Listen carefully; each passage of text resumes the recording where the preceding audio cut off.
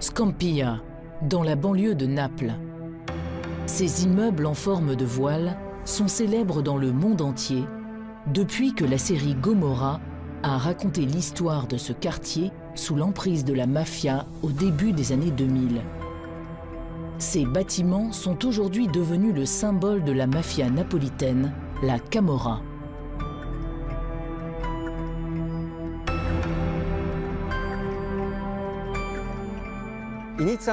Au départ, Scampia devait être un quartier moderne de Naples, qui devait offrir des habitations populaires de qualité.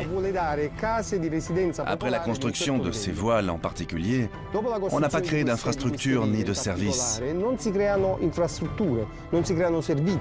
Alors qu'a fait la Camorra? Elle a profité de cette pauvreté et du manque de travail pour mettre en place des trafics. De cigarettes d'abord et d'héroïne ensuite. Petit à petit, ces bâtiments ont été modifiés pour répondre aux exigences de la Camorra. Ils ont blindé les immeubles, construit des passages souterrains et avaient des équipes d'artisans, de soudeurs, d'électriciens à leur disposition 24 heures sur 24. À la fin des années 90, début 2000, Scampia est devenue une forteresse de la drogue. À l'époque, le quartier est la plaque tournante de la drogue en Europe. À la tête de ce trafic, un homme, Paolo Di Lauro. C'est son histoire qui a largement inspiré la série Gomorra. Le clan naît avec Paolo Di Lauro, un personnage très énigmatique qui appartient à la vieille Camorra. Officiellement, c'est un commerçant qui parcourt toute l'Italie pour vendre des vêtements. Il décide de passer des accords avec tous les clans de la zone et commence à centraliser le trafic. Si tu veux dealer, tu dois passer par lui. Scampia devient le centre de ce trafic et la dose de cocaïne et d'héroïne coûte ici moins cher que dans tous les autres quartiers de Naples.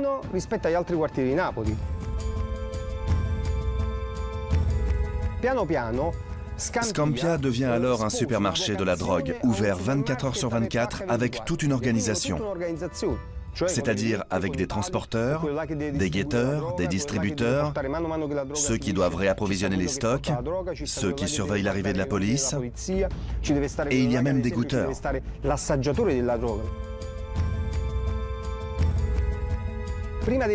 Avant de mettre la drogue en vente, il faut que quelqu'un la goûte, car on ne peut évidemment pas mettre sur le marché une drogue qui n'est pas bonne ou qui est mal coupée.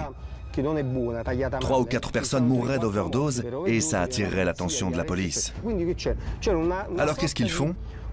Il y a des toxicomanes sans argent, mais qui ont quand même besoin de se droguer. Le clan ne les chasse pas. Au contraire, il leur demande de rester et leur donne des doses gratuitement. S'ils sont encore en vie après 24 ou 48 heures, la drogue peut être distribuée en grande quantité. Durant toutes ces années, toute la vie de la population est organisée autour du trafic de drogue.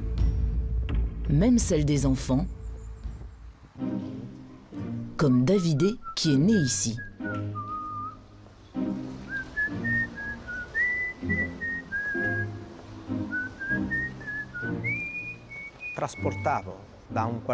Je transportais d'un endroit à un autre la drogue et parfois même des armes. J'ai commencé à l'âge de 10-11 ans. J'ai grandi avec cette mentalité, avec l'idée de devoir être, mais aussi de vouloir devenir un camorriste. Je voyais ces criminels et ils me plaisaient. Parce qu'ils avaient beaucoup d'argent, parce qu'ils étaient respectés. Ils avaient tout. Ça me fascinait.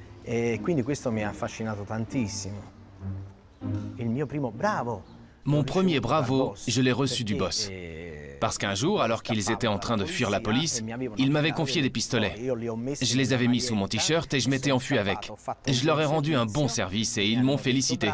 C'était très gratifiant. Et le soir, j'ai reçu une paire de chaussures neuves.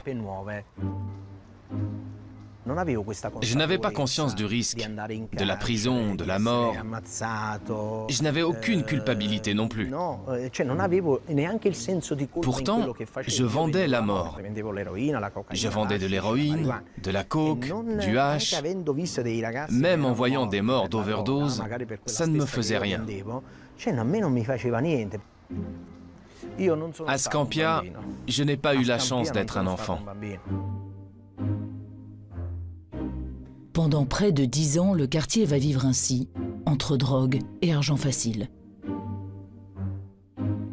Mais en 2004, Scampia va sombrer dans la violence.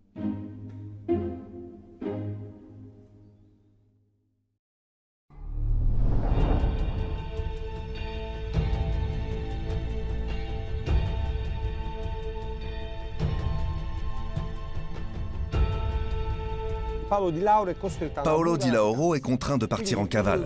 Le commandement revient naturellement à son fils aîné, Cosimo Di Lauro. Que fait Cosimo? Il rajeunit les clans. Il change tous les boss qui géraient la drogue dans la zone nord de Naples et les remplace par des plus jeunes. Les vieux camorristes sont chassés pour laisser la place à des plus jeunes assoiffés de pouvoir. Ça va mettre en colère les anciens, qui ont encore du poids au sein de la Camorra. Ils créent leur clan et font sécession, ce qui provoque une guerre. Et quand ils se font la guerre, c'est vraiment la guerre.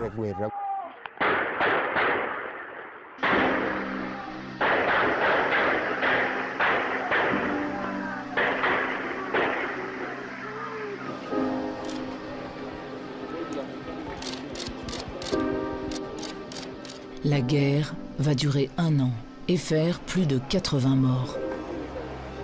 Cette guerre se caractérise par la cruauté de ses meurtres. À travers les assassinats, ils envoient un message symbolique. On ne se contente pas de tuer, on défigure. Les visages sont littéralement gommés par les rafales de balles. Je veux te rendre méconnaissable, même aux yeux de tes proches qui ne pourront pas t'identifier à la morgue.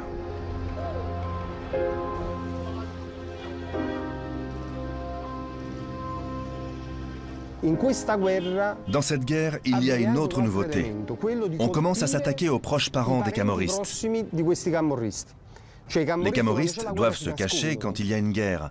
Alors pour les faire sortir de leur cachette, que font leurs ennemis? Ils vont les provoquer. Ils commettent des actes qui vont à l'encontre de toutes les conventions de guerre. Ils tuent des cousins, des beaux-frères, des parents plus ou moins proches. Ils créent un climat de terreur.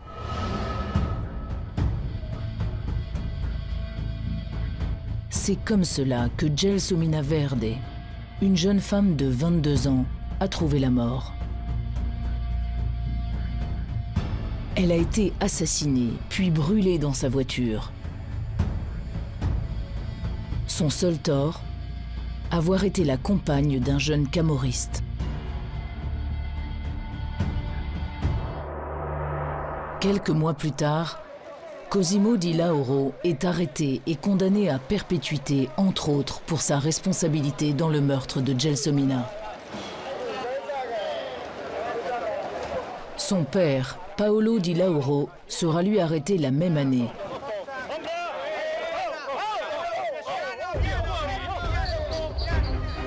Ces 2 arrestations vont marquer la fin du règne mafieux à Scampia. Mais à Scampia seulement. Scampia, c'est l'exemple de clans qui se sont alliés autour d'une activité économique, la drogue. Mais à Naples, il n'existe pas uniquement les clans de Scampia. On compte plus de 200 clans dans la ville et sa province. Chaque quartier, chaque ruelle a sa propre organisation où ils font de l'extorsion, de l'usure, des paris sportifs et de petits trafics de drogue. On peut décrire la structure de la camorra comme un filet dont les mailles sont plus ou moins serrées et qui se pose sur le territoire et l'étouffe d'un point de vue économique. Il le prive d'oxygène. Et ces clans tissent entre eux des accords horizontaux, contrairement à la Cosa Nostra sicilienne, dont la structure est pyramidale, c'est-à-dire avec un seul et unique chef qui commande plusieurs sous-chefs. Pour moi, il n'existe pas une camorra, mais plutôt des camorras, c'est-à-dire des bandes criminelles autonomes qui n'ont aucune stratégie commune. Donc je préfère parler de camorra au pluriel. Pour comprendre l'histoire des clans mafieux à Naples, tels qu'on les connaît sous leur forme actuelle, il faut remonter au lendemain de la Seconde Guerre mondiale.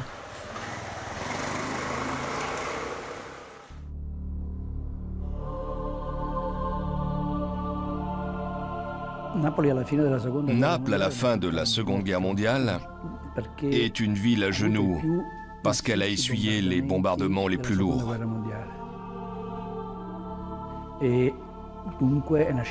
Tout l'appareil industriel est saccagé par les bombes et la plupart des quartiers sont en grande difficulté. Partout, les gens vivent dans la rue. Donc Naples, à cette époque, est une ville en grande souffrance.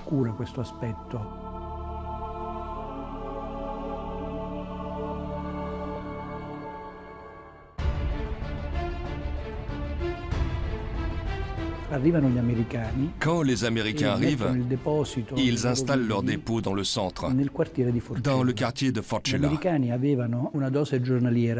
Ils ont des rations plus importantes que leurs besoins. Donc, tout ce qu'ils ont en trop, ils le vendent sur le marché noir. Les habitants de Forcella commencent à soudoyer les Américains pour s'approprier leurs marchandises. De là naît une espèce d'économie de guerre. Et Forcella devient le premier poumon économique de la ville. Quoi que tu cherches, tu le trouves dans ce quartier. Et aujourd'hui encore, c'est comme ça pour les Napolitains. Tu cherches quelque chose, tu vas à Forcella. On peut donc dire paradoxalement que la contrebande a été causée par les Américains. Pendant 15 ans, cette économie de la contrebande permet à la ville de survivre. En 1961, avec la fermeture du port franc de Tanger, Naples devient le carrefour de tous les trafics en Méditerranée, en particulier le trafic de cigarettes qui va faire vivre la ville pendant 20 ans.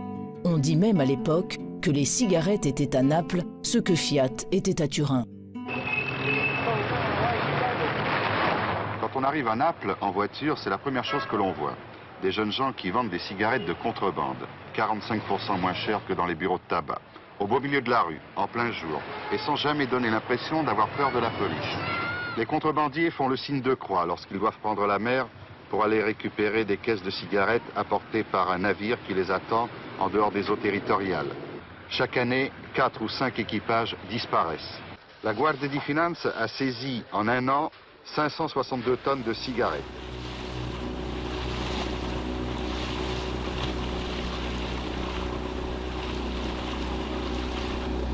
Pepe a été l'un de ces contrebandiers pendant plus de 20 ans. Au départ, nous les contrebandiers, nous étions tous des pêcheurs. Les bateaux arrivaient à 30 000 des îles. On prenait ces fameux bateaux bleus. On nous donnait un bon. C'était la moitié d'un billet de 1000 lire. L'autre moitié, ce sont les marins à bord qui l'avaient. Ils confrontaient les deux parties du bon avant de te donner la marchandise. On gagnait bien. On ne risquait pas la prison, c'était un métier normal. Au pire, tu étais un fraudeur fiscal. Tu ne faisais rien de mal, un simple fraudeur. Si tu accumulais beaucoup d'amendes, on t'envoyait un peu en prison. Mais ce n'était pas un délit grave. À l'époque, tout le monde vivait des cigarettes à Naples. Le seul danger, c'était l'hiver, quand tu sortais en mer la nuit. Il y avait des courses-poursuites. On avait des bateaux qui avaient 2 ou 3 moteurs. Ils coûtaient très cher et ils allaient très vite. Mais la police allait aussi vite que nous. Nous, on avait toujours peur, mais que de la mer. Car la mer a besoin de plus de respect.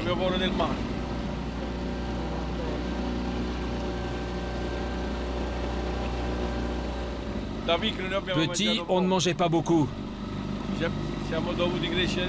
Nous sommes des enfants d'après-guerre. On a connu la faim et la misère. On devait se débrouiller. Alors quand les cigarettes sont arrivées, pendant 20 ans à Naples, nous vivions tous très bien.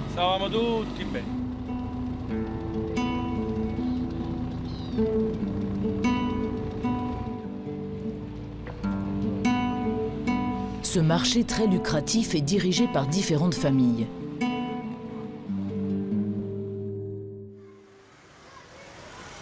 Dans le quartier de Forcella, berceau historique de la contrebande, le trafic de cigarettes permet l'émergence du clan des Giuliano, la plus emblématique des familles mafieuses de Naples.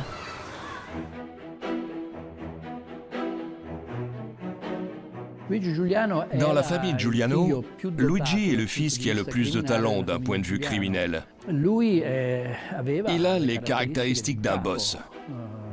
Il faut dire aussi que dans la famille Giuliano, ils sont tous très beaux. Ils ont des yeux intrigants qui imposent le pouvoir. Luigi, on l'appelle le roi de Forcella, parce que c'est lui qui gère les trafics. Il a donc tous les pouvoirs. Et rien ne se passe dans le quartier sans son approbation.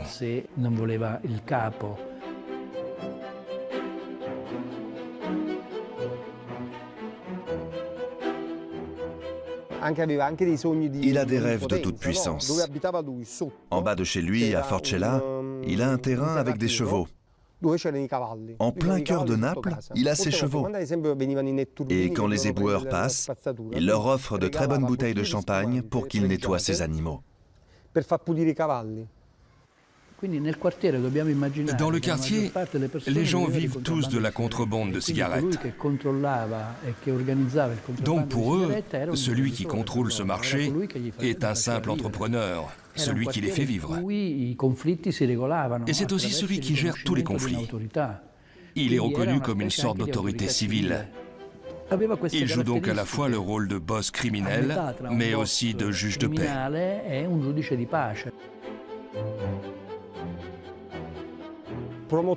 Il veut développer le quartier. Tu veux ouvrir un commerce, mais tu n'as pas d'argent? Ne t'inquiète pas, je te donne l'argent, moi. Car Forcella a besoin de commerce. D'ailleurs, il n'impose pas le pizzo, le racket des commerçants. Au contraire, il les soutient car il veut faire en sorte que ce quartier historique du cœur de Naples soit le meilleur de la ville.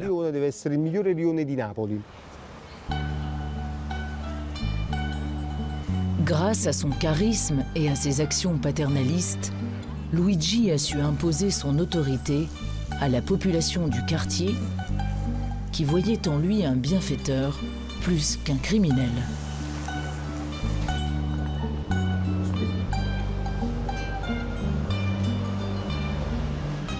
Luigi Giuliano était un bel homme. On l'appelait le chat ou le tigre, car il avait ses yeux très bleus. Il était toujours bien habillé, avec des marques. Il portait une Rolex. C'était un peu le John Gotti de Forcella, le boss américain. Si deux familles se disputaient, il rétablissait la paix. Si un homme pauvre mourait, il payait ses funérailles.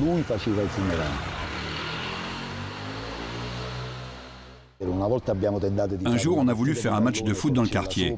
Forcella Nord contre Forcella Sud. Mais il nous l'a interdit. Il nous a appelés, il nous a dit « Il n'y a qu'un Forcella, il n'y a pas de division. C'est un seul et même quartier. » Alors on a annulé le match, puisqu'il ne nous a pas donné l'autorisation. C'était pas un homme qui était du genre à sortir de chez lui pour tirer sans raison. Mais on savait qu'il avait commis pas mal de meurtres. Donc les gens avaient quand même peur de lui. Le respect de la population, Luigi le tire essentiellement de la peur qu'inspire cette réputation d'homme ultra-violent. Car sous couvert d'actions bienveillantes, la Camorra est un système fondé sur la violence, où seules valent les règles des clans et où la désobéissance est sanctionnée par la mort. Il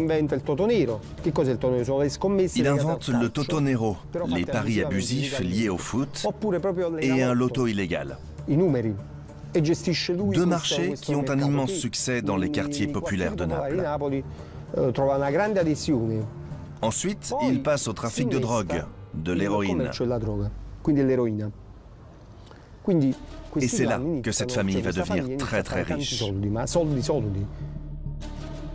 Une richesse qui ne tarde pas à attirer les convoitises. À Ottaviano, à quelques kilomètres de Naples, un petit chef local a l'ambition d'étendre son influence sur toute la ville. Et c'est d'une cellule que Raffaele Cutolo va mettre son projet à l'œuvre. À cette époque, cet homme est emprisonné pour meurtre. C'est un criminel de droit commun, en quelque sorte. Mais il va réussir à construire de sa cellule la plus grande organisation à Naples d'après-guerre. Il réunit des milliers de personnes et en fait une armée. Il fait coudre des vêtements aux jeunes qui arrivent en prison, il envoie de l'argent à leur famille, il leur procure un avocat, donc Cutolo recrute ces jeunes qui sont à la dérive. Il va presque jouer le rôle d'un prêtre. Certains l'appellent d'ailleurs le grand prêtre. Il fait du social, il écoute, il travaille sur la psychologie des détenus, il s'occupe des membres de leur famille. Il crée en fait pour la première fois un réseau d'assistance dans les prisons. Cutolo a investi dans la misère de ces jeunes prisonniers et a créé une véritable armée.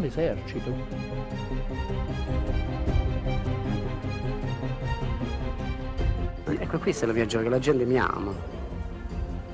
Ma è anche una sua politica per affermarsi e per affermare il suo nome? No, non esiste, perché non ho bisogno né dei soldi, né di niente comunque. No, sono figlio di contadini e ne sono orgoglioso. Quindi, se io ho dei soldi, mi manderei alla moneta sofferente. Non mi mando come dicono sulle carcerate. Ecco, lei come si definirebbe allora? Ma sono uno che combatte contro le ingiustizie. Io e tutti gli amici miei. Robin Hood, diciamo. Diciamo. Une modestie et des bonnes actions qui cachent une fois encore un but purement criminel. Il crée une vraie idéologie criminelle qui présente d'ailleurs certains points communs avec celle de Daesh aujourd'hui. Ce sont des criminels qui ont besoin d'un but, de croire en une cause, de se sentir criminels dans un but noble. Alors Cutolo se fait passer pour Robin des Bois, celui qui prend aux riches pour donner aux pauvres. On peut imaginer l'effet que ça fait sur cette population prolétaire dépourvue de tout. On leur explique que celui qui vole, celui qui extorque, le fait dans un but noble. Ou pire encore, que si on vend de la cocaïne, c'est pour nuire aux jeunes bourgeois. C'est ainsi qu'il crée une organisation avec une idéologie. De sa cellule, Cutolo réussit un tour de force. Il crée la nouvelle Camorra organisée, une véritable armée composée d'environ 10 000 soldats. Son but, bâtir une mafia similaire à la Cosa Nostra sicilienne, une structure pyramidale ultra puissante dirigé par un seul chef. Mais pour cela, Cutolo doit asseoir son pouvoir sur la ville de Naples. Alors que va faire Cutolo? Il impose une taxe, le pizzo, sur les activités illégales des autres clans. Les autres clans se disent alors « Mais que nous vaut ce type-là, ce provincial? Il vient ici se mêler de nos affaires ?» Alors il s'organise et crée une nouvelle alliance pour contrer l'organisation de Cutolo. Elle va s'appeler la Nouvelle Famille. C'est naturellement autour de Luigi Giuliano que se fédèrent les différents clans mafieux de Naples. En exigeant une taxe sur chaque caisse de cigarettes qui rentre en ville, Cutolo déclare la guerre à Luigi Giuliano et ses alliés.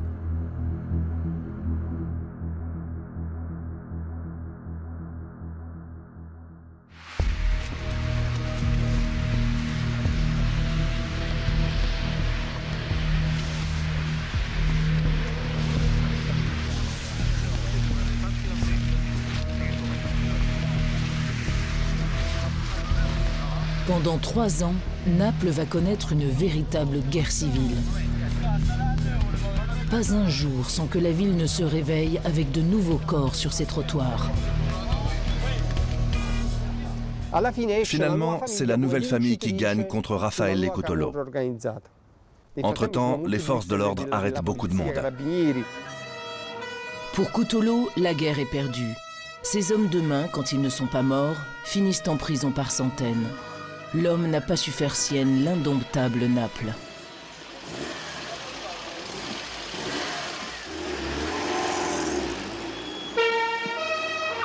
Cutolo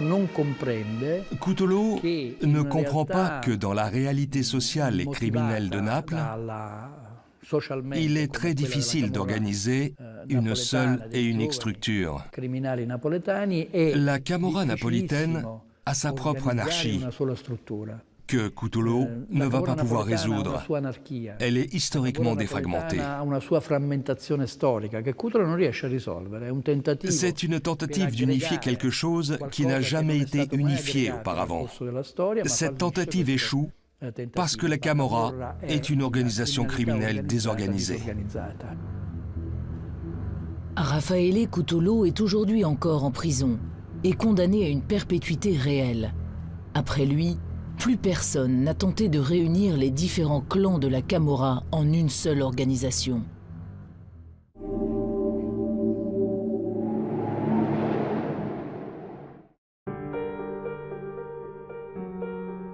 Le 23 novembre 1980, la région va connaître le pire tremblement de terre de son histoire. Près de 3000 morts, 9000 blessés et 300 000 sans-abri.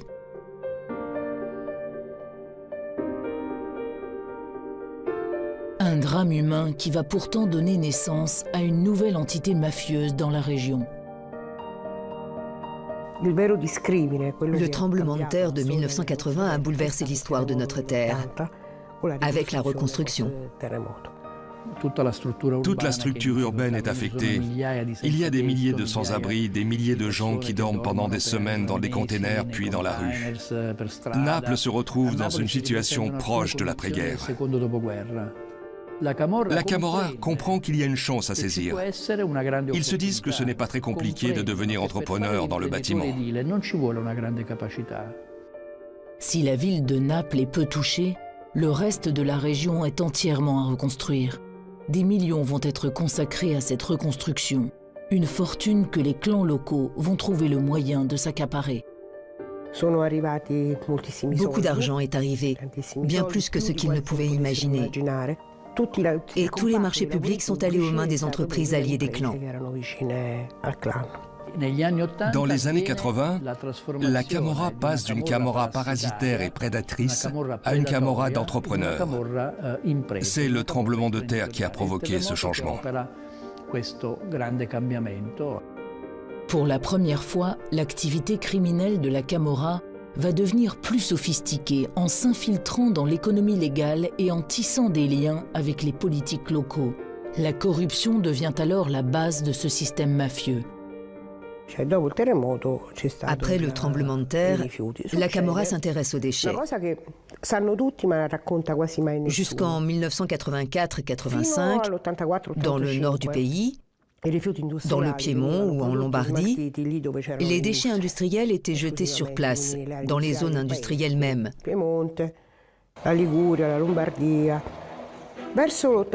Mais à partir de 1987-1988, il n'y a plus de place dans les décharges de ces régions.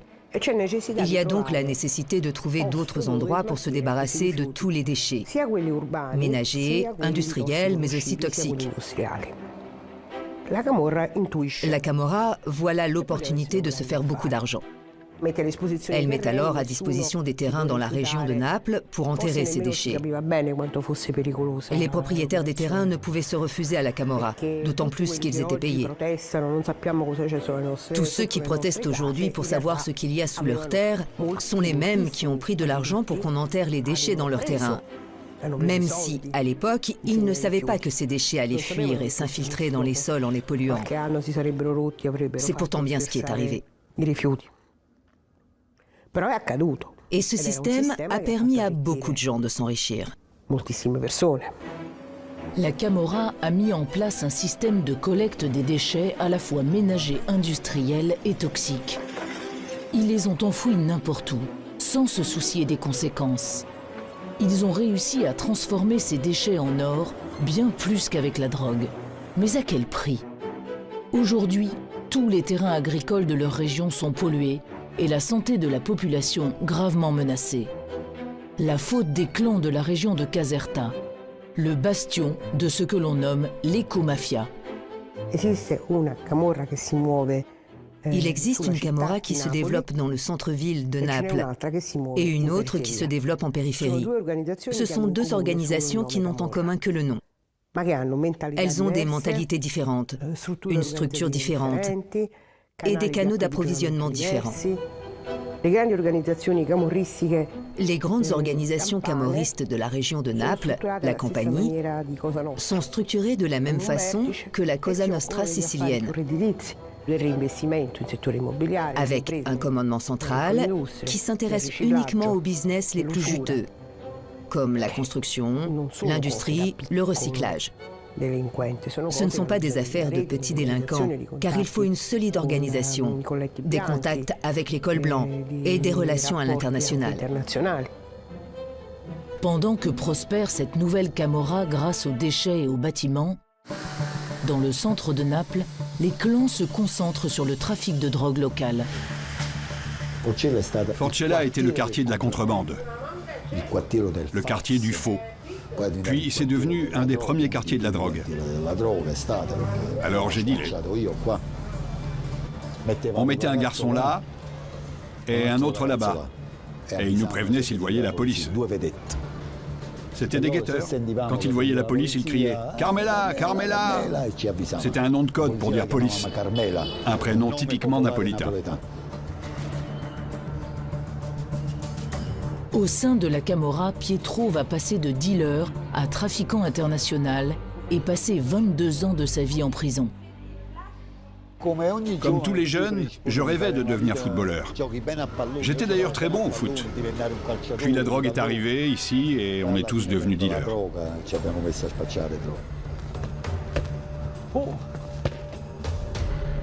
Le foot, c'est la vie ici.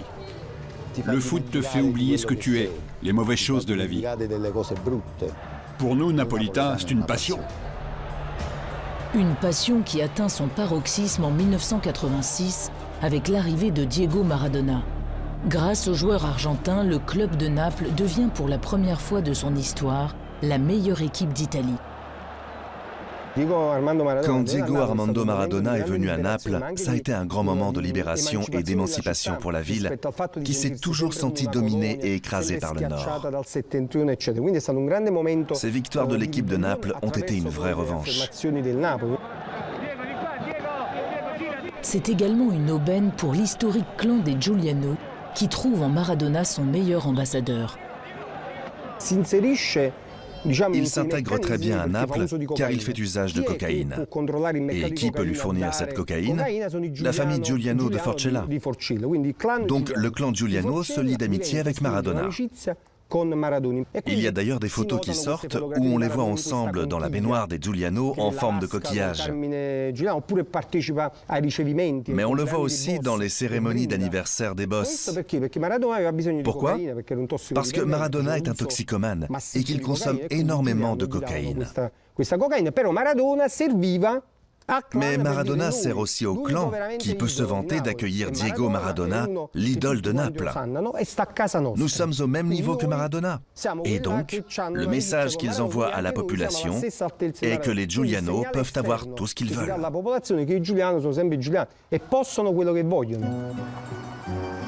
Affirmer sa présence et sa puissance aux yeux de tous à Naples devient essentiel pour la famille Giuliano. Car à cette période, la belle alliance des clans napolitains nés de la lutte contre Raffaele Cutolo commence à s'effriter. Et surtout, au sein même de la famille Giuliano, l'unité du clan est remise en cause par des luttes de pouvoir. Usé par des allers-retours en prison et par ses luttes intestines, Luigi, le roi, décide en 2002, après avoir régné 30 ans, de se rendre et de collaborer avec la justice italienne. Cet événement sonne la fin d'une époque, celle des grandes familles qui tenaient la ville, et ouvre une phase de grande instabilité. Les chefs de clans historiques sont pour la plupart en prison. Beaucoup se sont repentis, ils collaborent avec la justice. Les grandes familles historiques ont donc subi de grosses pertes. Un espace de commande s'ouvre, mais la transmission du pouvoir ne se fait pas naturellement, parce que la succession dans la Camorra n'est pas établie d'avance. La jeune génération va alors se battre pour prendre le pouvoir. Et bientôt, un événement va définitivement marquer la fin du règne de la famille Giuliano.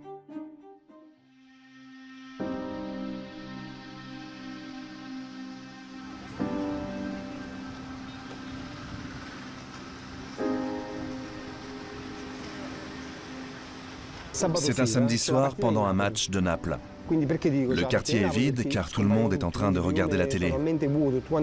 Une jeune fille est devant chez elle avec ses copines pour décider de l'heure du rendez-vous pour la messe le lendemain.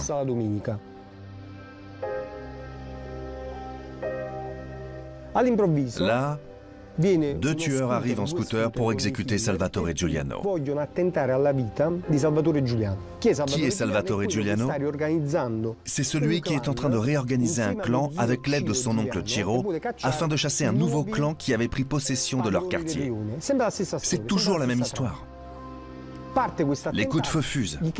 Ils tirent en direction de Salvatore Giuliano qui se cache derrière une voiture juste à côté des jeunes filles. Quand elles entendent les coups de feu, 2 d'entre elles s'échappent. Annalisa Durante, elle, est paralysée par la peur. Elle ne sait plus quoi faire, elle ne peut plus bouger. Salvatore Giuliano sort de derrière la voiture. Il réplique avec son arme. Et en ripostant, l'une de ses balles finit dans l'œil droit d'Annalisa.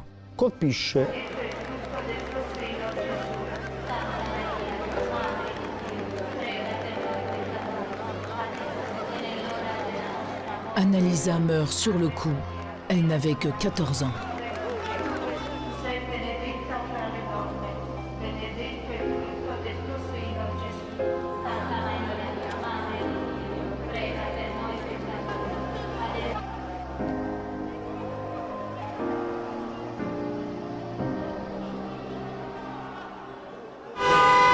Le gas tutti quanti. Avete soddisfazione, adesso non è il momento. La legge mi deve dare pure soddisfazione. Perché una bambina così.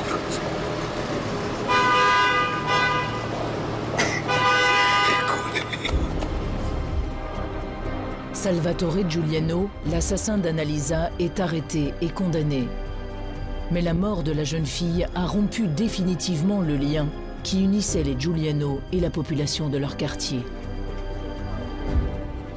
Qual è la vostra richiesta? La nostra è che queste firme se ne deve andare la famiglia Giuliano da questo quartiere, se non si vive bene. Questo è.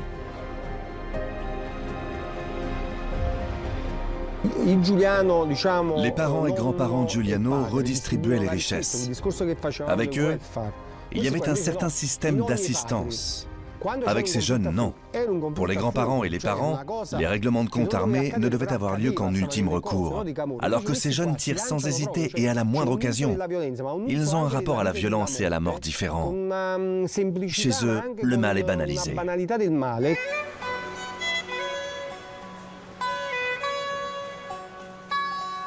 Au milieu des années 2000, les clans mafieux sont disloqués et les rues livrées à des caïds qui font régner l'insécurité. La tête du monstre est en prison, et donc les clans sont désarticulés.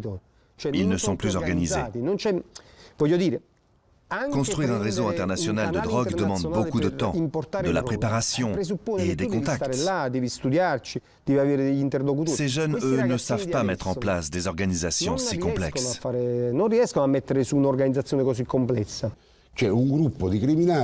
Il y a des groupes de criminels sans chef, sans logique, sans stratégie.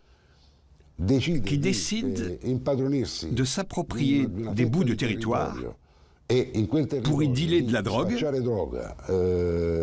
et imposer leur racket aux entrepreneurs et commerçants en instaurant la peur. En 2006, un événement va bousculer le cours de l'histoire. Roberto Saviano, un jeune napolitain, va sortir un livre pour dénoncer les trafics de drogue, la corruption, l'écomafia, en centre-ville et dans la région de Naples. Ce livre, Gomorra, dresse un tableau glaçant mais complet des différentes formes de mafia et de leur mode de fonctionnement.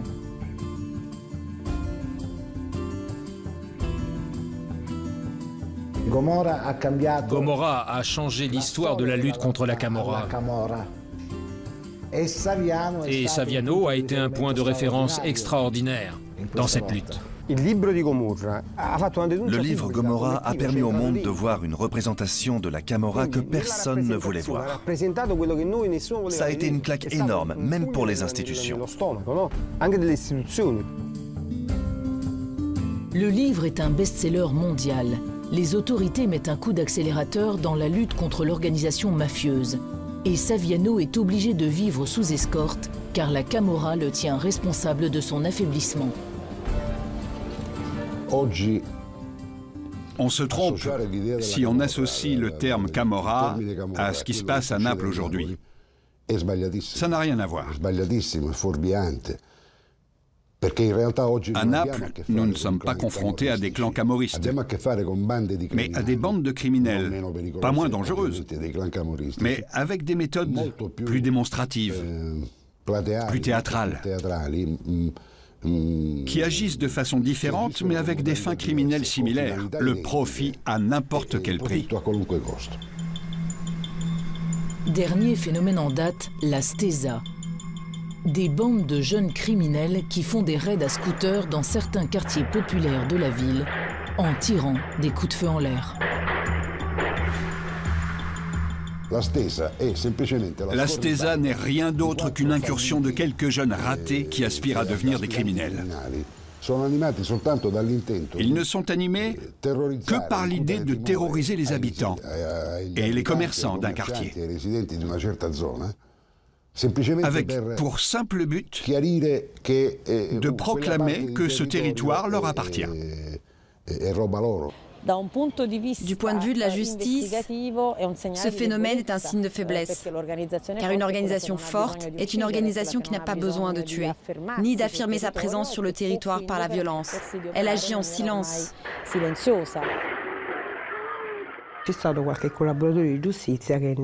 Pour certains camorristes aujourd'hui repentis, il s'agirait d'une stratégie des vieux chefs qui instrumentaliseraient ces jeunes fous afin d'instaurer la terreur, pour ensuite mieux revenir en tant que garant de la paix. Je ne sais pas si c'est vrai. Qui peut savoir? Malgré tout, la présence de ces jeunes caïds reste marginale. Naples n'est plus la ville à feu et à sang des décennies passées, ni la cité du narcotrafic ultra-violente dépeinte dans la série Gomorra. Une image dont la ville d'aujourd'hui peine à se détacher.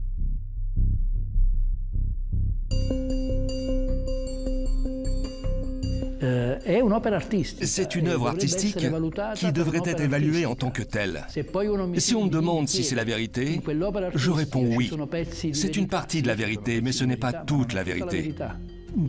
Dans cette réalité, il y a du vrai parce qu'ils opèrent en effet de cette façon, mais ils n'ont pas le contrôle de toute la ville. La série décrit Naples quand elle était la ville du narcotrafic. Si on vient à Naples aujourd'hui, on ne va pas se faire tuer par Chanel ou n'importe quel autre tueur dans la rue. Naples n'est pas la ville la plus violente du monde. Naples n'est même pas dans les 50 villes les plus violentes du monde. Naples n'est pas la ville la plus violente d'Europe. Il y a d'abord 3 villes baltes et même Bruxelles. Si on parle en nombre d'assassinats par rapport au nombre d'habitants. Bien que la Camorra dans sa forme traditionnelle semble avoir disparu, sa culture et ses traditions restent elles encore profondément enracinées. La Camorra, en tant qu'organisation avec une entreprise sur tout un territoire, n'existe quasiment plus. Par contre, il existe encore une culture camorriste. Par exemple, si j'ai un scooter et qu'on me le vole, qu'est-ce que je vais faire? En tant que bon citoyen, je vais dénoncer le vol à la police. Mais en sortant du commissariat, je vais me renseigner dans le quartier. Je vais aborder des gens pour chercher un interlocuteur qui va pouvoir m'aider. Je leur dis, regarde, j'ai fait de mal à personne, j'ai garé le scooter et il n'est plus là. Si tu entends quelque chose ou si tu connais quelqu'un qui pourrait m'aider, tiens-moi au courant. Il y a 90% de chances qu'après ça, je sois mis en relation avec quelqu'un qui, en l'espace de 2 jours, me retrouve le scooter. Je récupère donc le scooter, mais en échange, je devrais évidemment payer cette personne. Du coup, je retourne au commissariat pour retirer ma plainte. Et je leur dis, je suis désolé, j'avais oublié que j'avais prêté le scooter à un ami. Et je retire ma plainte. Les statistiques sur les retraits de plaintes à Naples sont affolantes.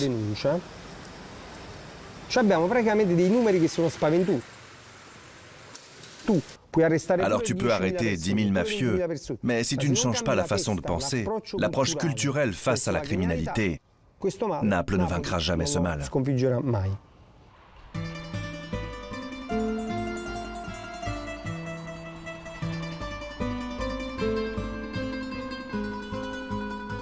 Scampia peut se vanter d'un triste record, celui du plus grand taux d'analphabétisme.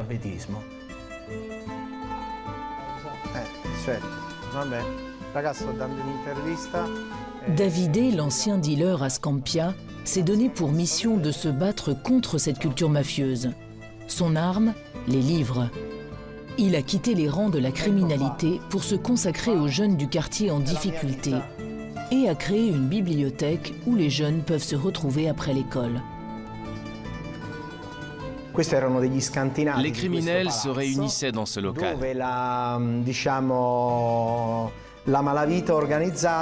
Ici, il y avait un grand fauteuil, là, un grand écran pour voir les matchs de Naples. Ils comptaient l'argent, ils faisaient les comptes de la journée pour voir combien de drogue avait été vendue. Et maintenant, c'est devenu un endroit d'espoir et de résistance, rempli de livres. Rendez-vous compte, les mafias ont plus peur de l'école que des juges. Donc on devrait investir beaucoup plus dans l'éducation. Mais le problème majeur de Naples reste l'emploi, avec près de 50% des jeunes qui sont au chômage. Dans ce contexte, la criminalité reste bien souvent la seule alternative. Pietro, lui, essaie de leur offrir une autre voie. J'ai fait 22 ans de prison. Ce sont des années gaspillées, perdues. Des moments de bonheur manqués avec ma famille. Ça n'en valait pas la peine. Si je pouvais retourner en arrière, je ne referais pas les mêmes erreurs. Maintenant, je suis activiste. Je n'ai plus peur. Alors qu'avant, si. Quand je dealais, j'avais peur, car je fréquentais des criminels, des boss. J'étais toujours sous tension. Maintenant que j'ai changé de vie, je n'ai plus peur. Je suis dans la vraie vie. J'aide les ex-détenus à retrouver du travail.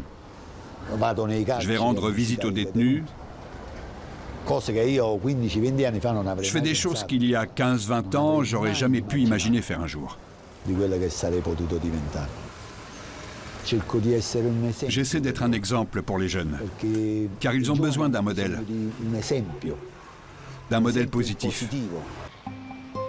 De leur côté, les autorités publiques ont pris une décision symbolique.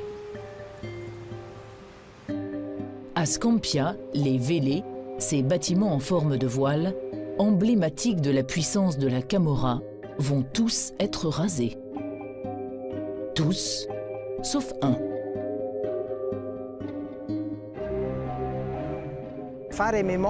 Garder la mémoire de ce qui a été, même des choses moches, c'est très important.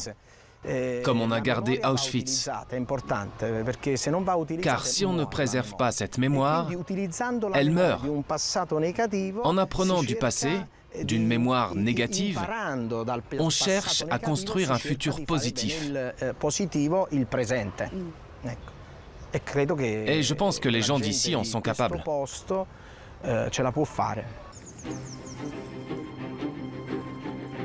L'histoire de Naples est à l'image de cette ville. Chaotique, mais fascinante. Attirante, mais effrayante à la fois. Cette atmosphère mystérieuse et contrastée fait aujourd'hui son succès. Le tourisme est en pleine expansion, amenant avec lui un souffle nouveau. Mais dans les ruelles, l'esprit de la Camorra n'a pas totalement disparu. Et il est bien difficile de prédire si Naples l'indomptable arrivera un jour à se libérer de cet héritage.